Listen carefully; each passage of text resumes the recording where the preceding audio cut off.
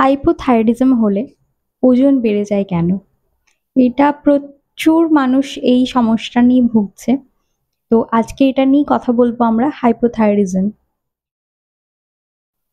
হাইপোথাইরয়েডিজমে এখানে দুটো হরমোন খুব ভাইটালি কাজ করে, T3 অ্যান্ড T4। এই হরমোনগুলি আমাদের শরীরে ডাইজেশন, মেটাবলিজম, BMR রেট মেনটেনের জন্য, ওয়েট মেনটেনের জন্য খুব ভাইটালি কাজ করে।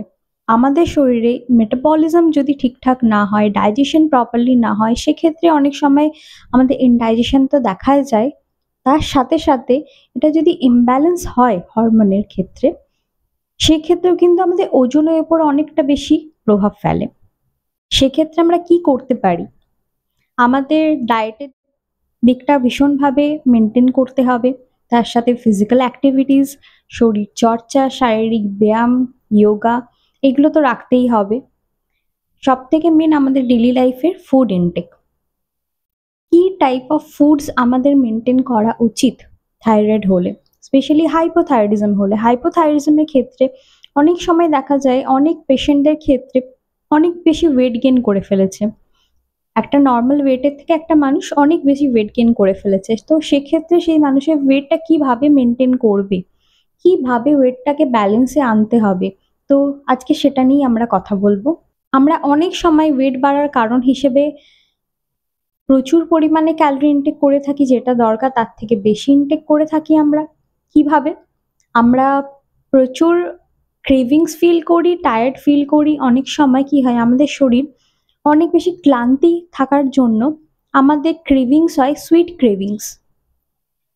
তো আমরা প্রচুর পরিমাণে সুইট কাইন্ড অফ জিনিস, ফাস্ট ফুড ইনটেক করে ফেলি, প্রচুর মিষ্টি জাতীয় জিনিস ইনটেক করে ফেলি। বডিকে হাইড্রেট রাখা, যাতে ডিহাইড্রেট না হয়, বডিতে ওয়াটার রিটেনশন যাতে না হয়।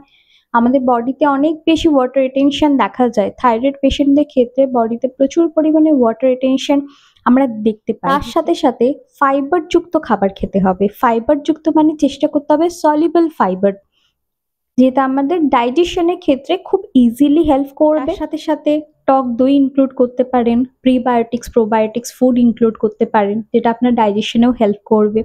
পর্যাপ্ত পরিমাণে প্রোটিন ইনটেক করতে হবে। প্রোটিনটা আপনি কত পরিমাণে ইনটেক করবেন, অবশ্যই সেটা পর্যাপ্ত পরিমাণে হতে হবে। আর সেটা আপনি অবশ্যই একটা ক্লিনিক্যাল ডায়েটিশিয়ানের কাছ থেকে পরামর্শ নিয়ে নেবেন। কি কি প্রোটিনের মধ্যে আপনি খাদ্যগুলি ইনক্লুড করবেন সেটাও অবশ্য আপনাকে বুঝে নিতে হবে। আপনি মাছ, মাংস, ডিম, দুধ, সয়াবিন এগুলো ইনক্লুড করতে পারেন, কিন্তু অনেক সময় যারা ভেজিটেরিয়ান হয় তারা সয়াবিনটাকে নিজেদের খাদ্য তালিকার মধ্যে রাখেন, কিন্তু যাদের হাইপোথাইরয়েডিজম বা থাইরয়েডের ক্ষেত্রে আমরা সয়াবিনটাকে অ্যাভয়েড করতে বলি। তার বদলে আপনি পালসেস ইনক্লুড করতে পারেন, ডাল ইনক্লুড করতে পারেন, রাজমা ইনক্লুড করতে পারেন, পনির ইনক্লুড করতে পারেন, আপনি মাখানাও ইনক্লুড করতে পারেন আপনার স্ন্যাক্স হিসেবে। অনেক সময় প্রচুর ক্রেভিং হয়, তো সেক্ষেত্রে আপনি ব্রাউন ব্রেড ইনক্লুড করতে পারেন। অবভিয়াসলি আপনি যদি বাড়িতে তৈরি করতে পারেন তো খুবই ভালো হয়, না হলে আপনি নর্মাল ব্রেডও ইনক্লুড করতে পারেন। তো 2 পিস অফ ব্রাউন ব্রেড আর নর্মাল ব্রেড আপনি ইনক্লুড করতে পারেন, তার সাথে একটু স্যালাড ইনক্লুড করতে পারেন। তো এই টাইপ অফ ফুডস আপনি আপনার ডায়েটের মধ্যে রাখতে পারেন, যাতে আপনার ক্রেভিংটা কন্ট্রোল হয়। আপনার ক্রেভিংটাকে প্রচুর পরিমাণে আপনি চেষ্টা করতে হবে যাতে কন্ট্রোল করা যায়।